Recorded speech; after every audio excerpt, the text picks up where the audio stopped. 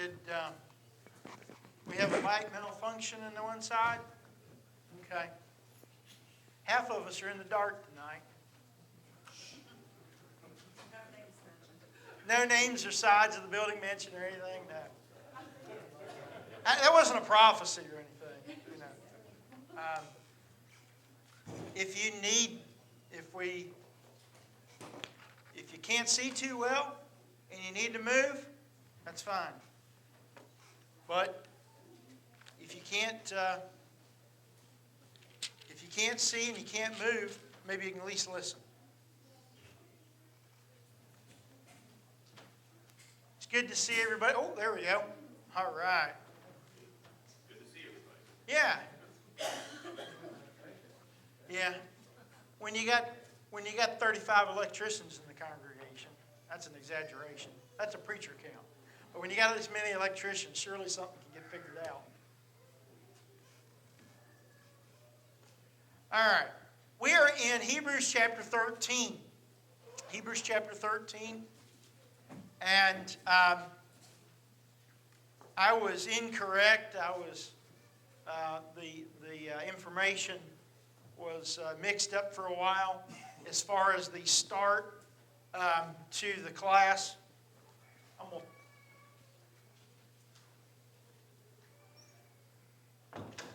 If I can hear them back there, they're definitely going to hear me. So we'll shut the door. But I was a little bit mistaken last week when we were talking about the class. We won't start it next week. It'll be the 8th. So the class that we're doing on why I'm a member of the Church of Christ on the books. If you don't have a book yet, I think there's still about 5 of them up here. If you don't have one and are going to be a part of the class, you can come up here and help yourself to them. We've got enough, I think, for all the adults in each family and the middle school on up. If they're all gone tonight, I'll have to order a few more. But anyway, we'll start that 2 weeks from tonight. Very quickly, just a reminder so everybody knows, in the book there's 25 reasons why he lists that he's a member of the church. And that breaks out to right about 2 a week. So that's the pace that we're going to do. This is going to be kind of like the big picture study. We're going to get 2 of them done a week. Okay? And when I say it that way, I mean it. We're going to cover it. And if we don't cover everything, it'll be covered and we'll go to the next week. Okay? The reason why we have to do that pace, one, we're going to have a summer series that starts immediately after it. And we don't want to drag this study on for too long. I mean, it's a good study and it's going to be beneficial to us, but we don't want to extend it too far out. So we'll do 2 a week. And next Wednesday night, I'll have an outline with some extras to go with the first 2 lessons that families can look at and go over. There'll be some supplemental reading on there, possibly, depending on the lesson. And there'll be some discussion questions related to the subject. It's intended that if you at all possibly can, read the 2 chapters and go over it as a family and do the questions that I give to you and the extra reading stuff in advance. That's another way we can make sure that we get it done in the week. So it will mostly be about the highlights, the things that were most impressive to you, or maybe questions that may arise from the family or whatever that relates to that subject that we can deal with in the class time. Anyway, I look forward to the study. I look forward to going through the book. Other than glancing at the book, it's a classic. It's been around our brotherhood for 50 or so years. But myself, I've never really studied it, so I'm looking forward to studying it too. So anyway. Okay, so that means we've got 2 weeks to study Hebrews 13. So we'll have the opportunity to do that. Hebrews 13, and we saw it some at the end of chapter 12, begins the final push in the book. You know, we've looked at all these things regarding Christ and how that he is superior to everything from the old law. He brings a better covenant. He is a better sacrifice. He's a greater high priest. He builds upon a greater foundation. Moses was faithful in God's house. It's Christ's house. He built it. Everything in regard to Jesus is superior to everything in the Old Testament and the Old Covenant. And so the author has established that, made it noticeable that even though these people lived under this old law, this old covenant, even though they lived under this far different system, they were able to rise up in faith. And that's what chapter 11 was about. You look at the amazing list of things those people did and were a part of through faith. And none of them were members of the church. None of them were able to be a part of God's kingdom that we know. And so, all of them were working for and pointing toward what we end up getting to experience. And so we have the great blessings that they can only just hope for out there in the future. And it's for that reason we come to chapter 12, and he starts chapter 12 by saying, we've got this great cloud of witnesses. We need to run the race. And we need to do so. And we also need to recognize that the power of looking to the cross and looking to what Christ did for us is the way that we can be successful. We run the race by keeping our eyes on the goal because Christ himself looked at the goal, the joy set before him. It's with that he endured the cross. And so he points us that way. The end of chapter 12 is talking about the kingdom that will not be shaken. In other words, everything's going to be shaken. And the only things that are going to be left are those things that are eternal. And so everything else is going to be destroyed. And so God's kingdom is going to last forever. That brings us to chapter 13. And this is kind of like what you find sometimes a lot of times in the different gospel writers, or the gospel writers, or particular, or the epistle writers like Paul and Peter and others. At the ends of their book, they come up with a lot of little subjects that are kind of related to the subject, but yet they're just kind of last-minute things. I call them shotgun passages because they're just shooting out different things that are there, and this text is one of those. Look at the different subjects, but all of these subjects are about what they're wanting the church to be and trying to help all of them. So let's look at this as we go through these passages. Hebrews 13, verse 1. It says, "Let brotherly love continue. Do not neglect to show hospitality to strangers, for thereby some have entertained angels unawares. Remember those who are in prison, as though in prison with them, and those who are mistreated, since you are also in the body. Let marriage be held in honor among all, and let the marriage bed be undefiled, for God will judge the sexually immoral and adulterous. Keep your life free from the love of money, and be content with what you have. For he has said, I will never leave you nor forsake you. So we can confidently say, the Lord is my helper. I will not fear. What can man do for me?" We'll stop right there. You notice, you kind of get the aspect I was talking about, how it's just several different short subjects. And when you look at these, they are all around the theme of our Christianity being genuine, of our Christian life. Like we started chapter 12, that we're running this race. And you remember how we run the race in Hebrews 12, 1 and 2. What do? We lay aside all the weight and the sin that so easily entangles and run the race. We get rid of the junk and we get rid of the sin. And in so doing, it helps us run our race. Well, these things here, I would say, you could categorize them as things that help us run the race. And the first one of those is let brotherly love continue. Brotherly love for each other. It's our relationship love for each other. It is our way that we treat each other, the friendship that we have for each other, the kindness, the goodness that we share with each other. Those things build. The same as negativity builds. When we can't get along with each other, that expands. And it grows. And very much, whether it's brotherly love or it's the negative of, selfishness and being unkind and unloving and those things, they each have a domino effect.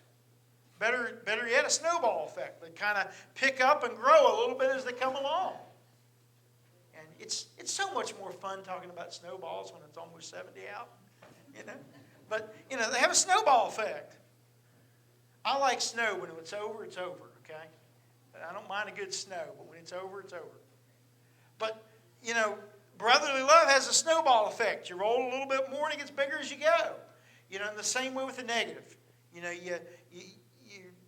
You've got the junk. You say something unkind and somebody says something unkinder back. And then they say two unkind things back. And maybe they'll do something unkind. And they'll get somebody else to come into it. And before you know it, you've got a mess. And brotherly love, well, it needs to grow. It needs to prosper. And it helps us out.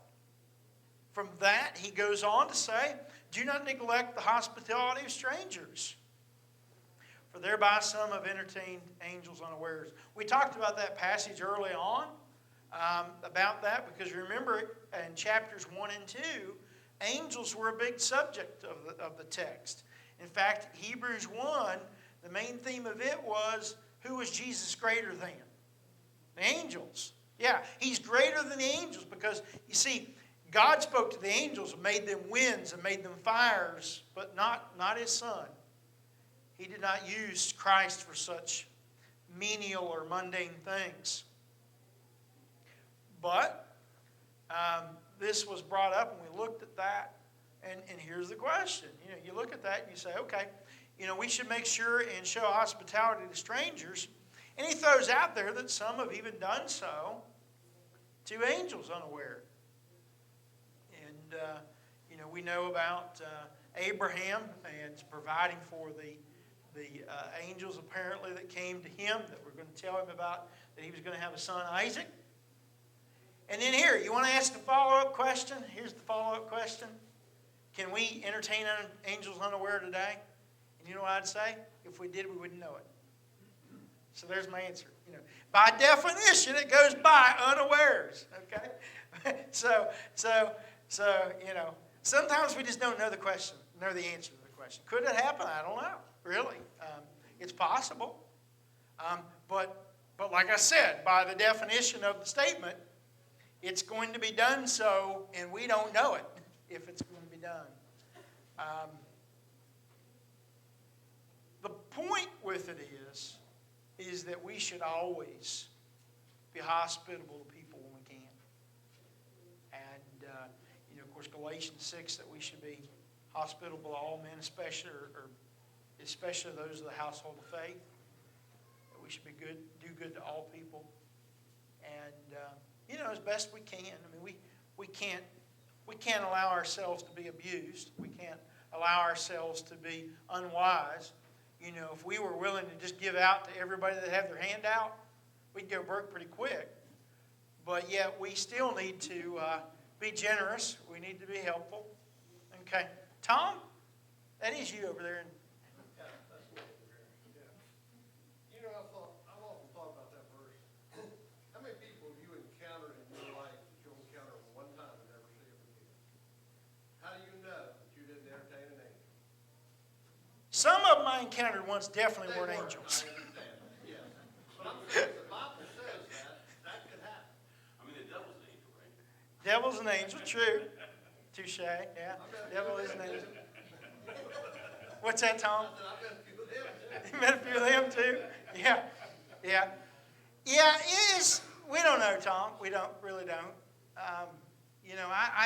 I don't think there's an angel behind every tree. I don't believe that at all. But certainly, if God wants there to be an angel in your life, then it can be. You don't know how many people He sends your way in order for you to have that. Well, yeah, and even more importantly, is how we treat people with souls. See, if there is an angel, the angel's already saved. I mean, they're already with God, and so we don't have to worry about saving angels. We have to worry about saving souls. And so, if anything, it's more important to be kind to one that we might think is lost. I do want to say this, and before we go too far off on this, a lot of people get excited about angels, and angels is an interesting subject, and maybe it's a subject when we have more time that we can investigate and do. We can do a study on that. But in reality, angels are merely only one of God's tools, and they're probably not even the most powerful. Because after all, we do have His Son and we do have His Spirit. Have His word. And we have His Word as well. And so in reality, the angels are the JV team But they don't have the when you compare to the Holy Spirit and Jesus. So, the angels can do God's bidding and have done God's bidding all throughout. But we actually have access to greater than angels on much of the case. Okay, Jim and then Rob. Could it be, I know it talks about entertainment, but the opportunities of, let's say, for example, me and the kids and Jamie have been driving along, you see somebody standing along the side of the road with a sign that says, we'll work for food, and you stop, you roll down your window, and you give them $5. I mean, I always think of these opportunities, I'm like, here's the thing that I say to them, and I think about this in here, I'm like, we did our part. I did my part to be able to help that person. What they do with that afterwards, but you're doing a good thing. You're doing something that maybe that person looks at you and goes, maybe that thought provokes in their mind. I think that maybe figuratively speaking sometimes like this. Yeah. How they're wording this here. Yeah. Having lived in a couple bigger cities like Pensacola and Greenville, I've seen a lot of those cardboard signs, and I became a little jaded to them. But yeah, sometimes you can have a chance to help people. Yeah, I'm just But saying, then, what they do with it's them. an opportunity to Yeah. be, Yeah. help to them. Right. And you don't know. Sometimes you maybe have a chance to do that. Kevin? Rob, I'm sorry. Sorry. That's a word. You don't know that's his brother's name. That's probably the worst thing I could have called him, okay? His younger brother's named Kevin, so sorry. If we believe in this, Yeah. then we believe that God's will is going to be done, right or wrong.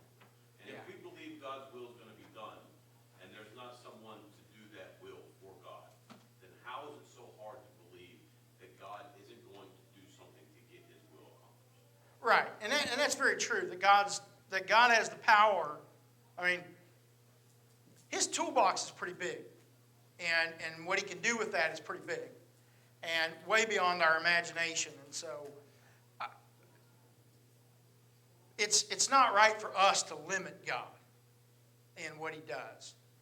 And, sometimes we have a good way of limiting Him.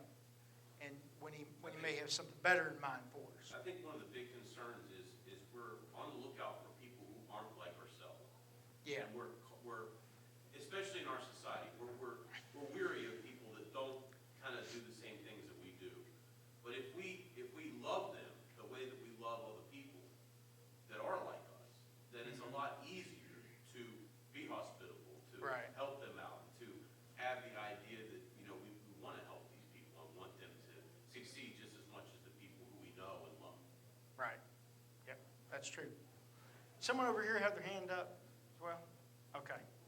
Yes? Just one small comment. We did a study on angels 3 or 4 years ago, but angels were created at one time for all time by God, and they are a finite bunch. There was no propitiator. Christ did not die for the angels. If they sinned, they're banished, period. There's no hope for recompense. But the angels were never decommissioned when the age of miracles ended. So angels, they're doing God's bidding, not ours. We don't have a guardian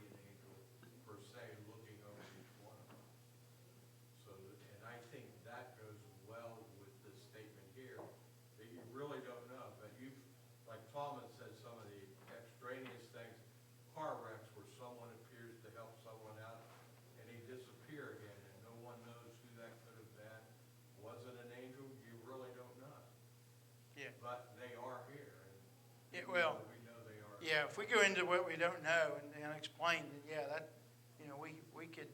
we could write an encyclopedia about what we don't know when it comes to those kind of things.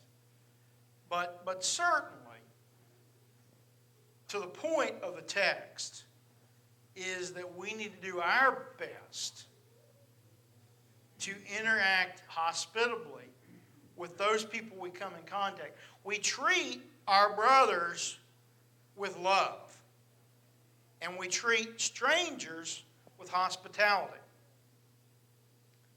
because we recognize that we may end up, could possibly be entertaining angels, but even if not, whoever it is, if they're not an angel, they're created in the image of God, which is actually better than an angel. And so they are an individual like us who is created in the image of God, will be before God someday. And so no matter who it is that we are interacting with, there's someone precious there. And we need to do the best we can with that. Debbie? Do you feel like when you try to help people and you don't have a reason to do it, you're just trying to do what's right, do you ever feel like that God gives you a bigger blessing than you ever could have put out? Do you ever feel like things come back? I was working in the ER, and I had this lady, and her friend said to her, "Why do you have all these blisters on your feet?" And she said, "Well, I don't have money for shoes, and I'm a waitress, and my feet are killing me, but I'll get the money someday." And I heard them talking, so I went to the locker, I got money out, I went to give it to her, and I said, "I heard what you said, take this money, buy good shoes to work in." Well, one of the nurses turned it in, I got it for employee of the month, I gave her like $25, I got a $50 gift card from Walmart, then I got it for quarterly employee of the year, I got another $75 gift card.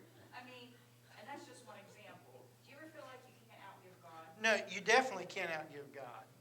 And even if you hadn't gotten the thing back, even if you hadn't, if all the rest of that hadn't happened, the feeling of knowing that you helped somebody out and made a difference in somebody's life would be worth more 'Cause you than don't anything feel good else. You're looking for something, Yeah. but then good things Yeah. happen in your life. Oh yeah. Lay up for yourself treasures in hell. Yeah. That's very true. We never are going to outgive God. We're never going to give to Him more than He's going to give back. But even if we don't see something immediately back or whatever, the blessing may be the way that we feel and are encouraged about what we're able to do about it. And, very much like the Beatitude, one of the Beatitudes I think that is most often misunderstood is the Beatitude in Matthew 5 that's, "Blessed are those that hunger and thirst for righteousness, for they shall be filled." You know that hunger and thirst for righteousness, what is that? Hunger and thirst for righteousness. We think of hungering and thirsting for God's Word, but that's not what that says. It says hunger and thirst for righteousness. What is righteousness? Well, it's right doing, good things, very much like what this text is. The brotherly love, continuing, the hospitality towards strangers. We hunger and thirst because we expect good things, exciting things, encouraging things to take place. And if nothing else, to become a self-fulfilling prophecy. That's, because so many times we get what we expect. And when we expect good things, the good things come about. And then there's the element of God working in it, and God blessing us and blessing those around us. And, it's just that way. Man has a rough day at work. He comes home and he growls at his wife, and the wife growls at the kids, and the boy kicks the dog. That's what happens, isn't it? That's exactly what happens. Poor dog doesn't even know what's going on. But that's the way life happens. The flip side of that is, if the husband comes home and he's kind to the wife shows kindness to the kids, and the kid takes the dog for a walk. It goes, and it's just a very simple example of the way it works. Tom? I think if you do a lot of good works, like Debbie was talking about, Jim was talking about here,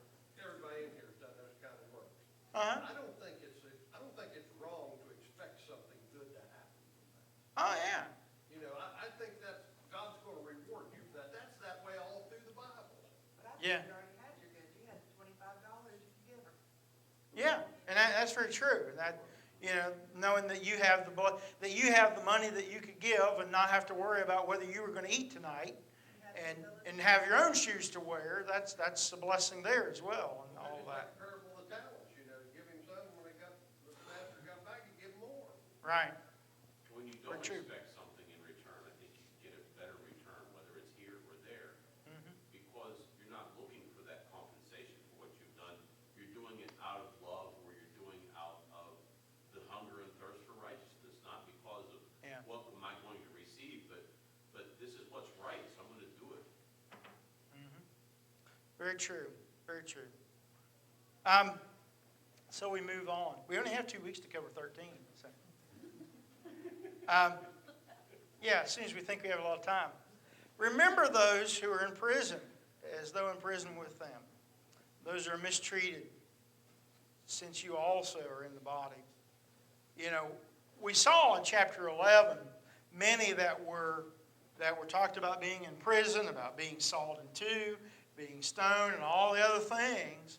And we recognize that in the 1st and 2nd century, many Christians were put in prison because of the cause of Christ. And were put in prison for that, and recognizing that there would be many mistreated in such a way, and to not forget them, and to remember why they're in there, and to help them, and to be an encouragement to them, give them another opportunity, a chance to do better. Some people actually get reformed in prison, and some people would come out better. And you just have to be hopeful that that's the case, and look for the blessing of that.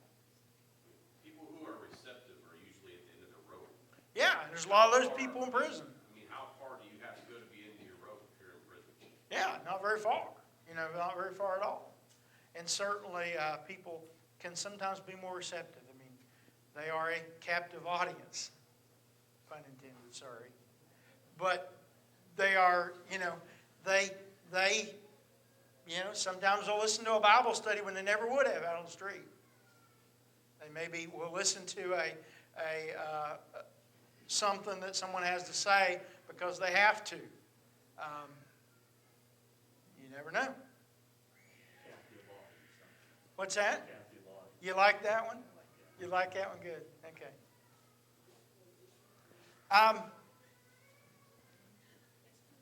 When we look at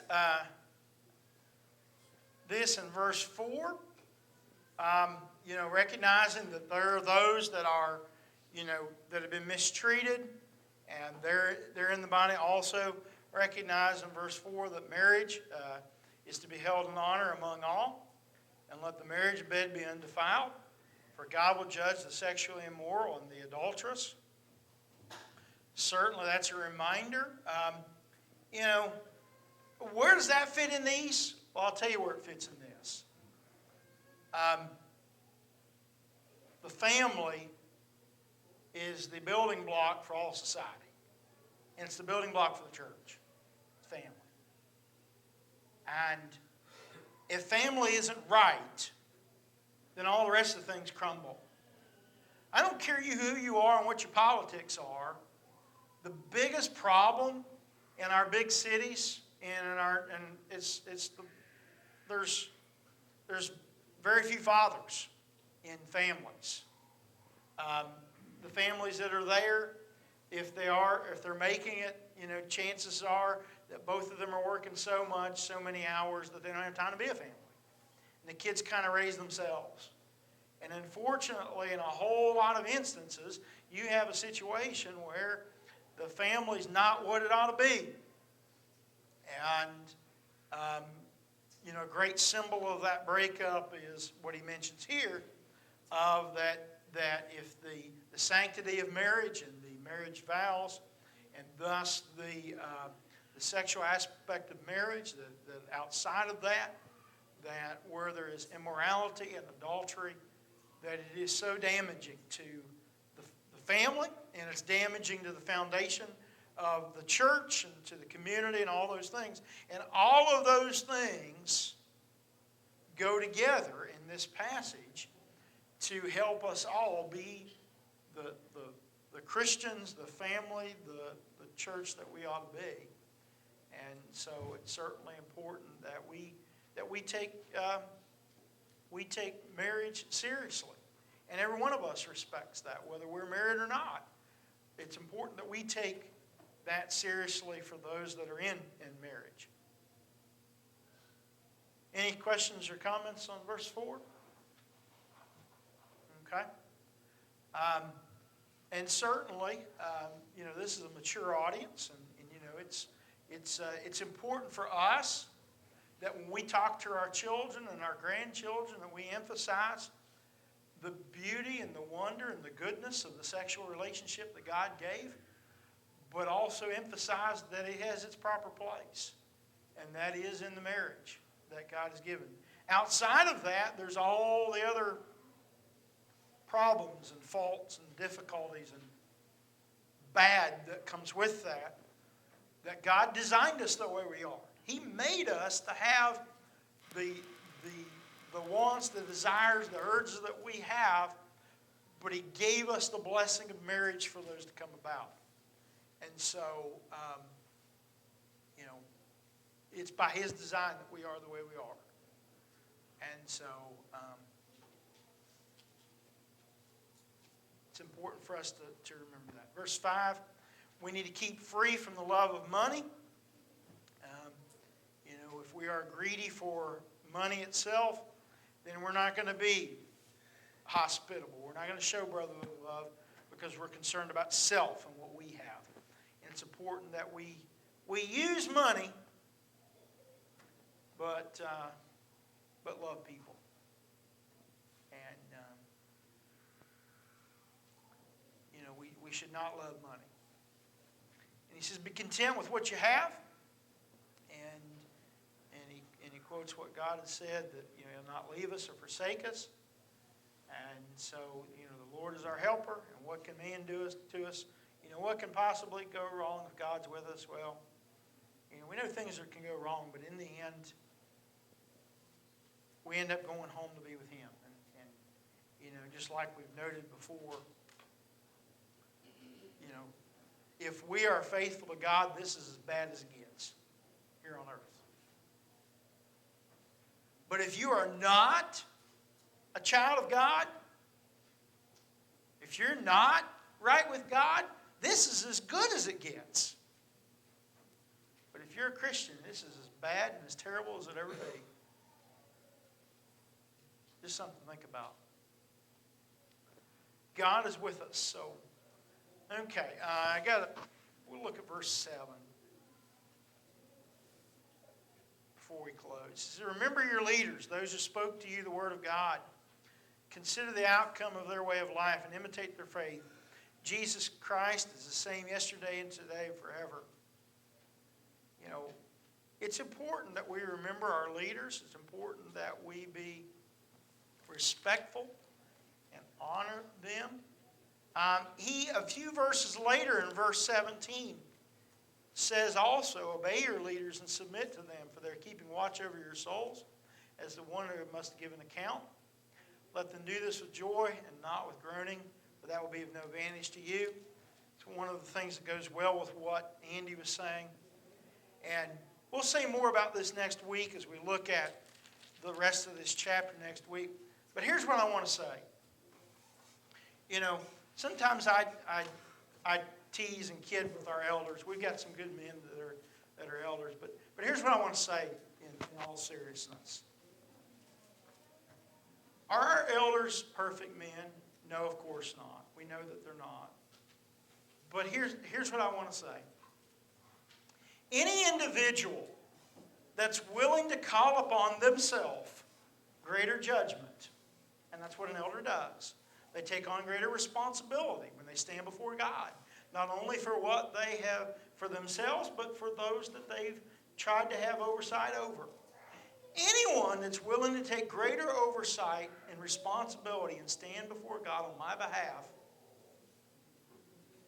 and for my wife, my kids are grown and gone, but for my kids and my family and my friends, anyone that's willing to stick their neck out for me and mine, before God, is somebody that's worthy of my respect and worthy that I help. And so it's important that we notice that. You know, and if you find yourself disagreeing with the elders, that's fine. You're going to find that. And I don't think they expect us to be lockstep in agreement on everything that they say and do. But the big thing I would say is give them the respect that they deserve, because they're taking on the responsibility, and they didn't have to, for us. And that's important. Anybody that's willing to stand up for me before Almighty God and help me and my family get to heaven is somebody that's at least pretty good and worthy of my respect. At least you should have someone that you can sit down and reason. Oh, certainly. And that's very true. And that's very important that we have that. If you can't do that, they should never have been there to start with. That's true. That's a different subject entirely. But yes, you're exactly right. You know, the flip side of that is that elders need to be men worthy of obedience and submission too. So, you know, in areas of opinion, we should follow them as closely as we can. Okay. Thank you, and we will finish up chapter 13 next week.